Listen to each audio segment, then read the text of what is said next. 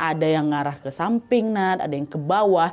Cuman anehnya nggak ada yang ngarah ke atas. Mereka ada berenam nih ya kan. Akhirnya mereka pilih jalannya ke samping. Tapi setelah ditelusuri, buntu jalan tuh, Nat. Nah, salah satu pendaki Purwokerto itu ngajak mereka, udah yuk putar balik aja biar kita nggak nyasar terlalu jauh. Nah, di situ waktu udah balik ini, mereka lagi-lagi bingung harus ngambil jalan yang mana. Terus kita lewat jalan yang mana ini ya kan? Emang nggak lama mereka dengar ada suara ramai dari atas. Kami yakin dia itu pasti dari puncak gitu ya kan. Suaranya lumayan ramai, berarti ini puncak memang udah deket nih ya kan.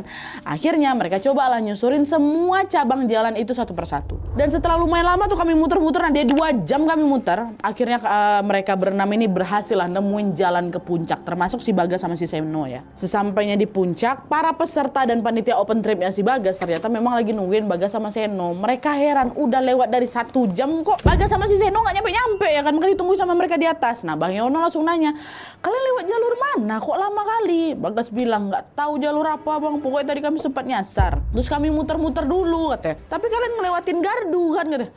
Gardu apa? Nggak ada, kayak sepanjang jalan nih kami nggak ada ngeliat gardu lah bang, kata si Bagas.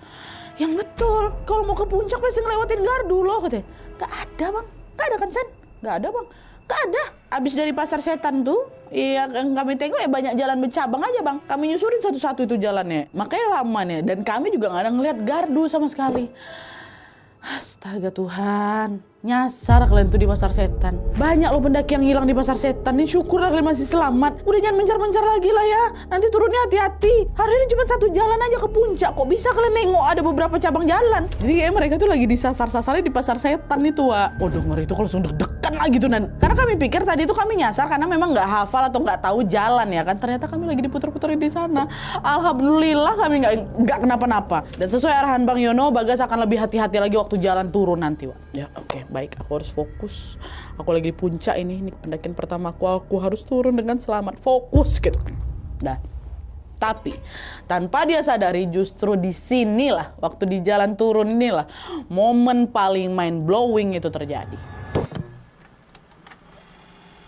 Ya udah, setelah istirahat sebentar dan puas foto-foto di puncak, Bagas sama rombongan yang ber-15 ini pun bergegas turun, Wak. Awalnya Bagas turun sama Seno, sama Aji, sama Gilang. Tapi waktu nyampe Sabana, ada daerah Sabana situ, Bagas ini kecapean, dia minta istirahat dulu. Nah, waktu itu Aji sama Gilang ini tetap lanjut jalan, Wak. Ya kan, jadi yang nemenin si Bagas itu cuman si Seno aja, cuman berdua lagi kami Nadia. Nah, nggak lama setelah istirahat dan kami mau lanjut jalan lagi, entah kenapa Bagas ini tiba-tiba ngerasa gelisah kali aku Nadia.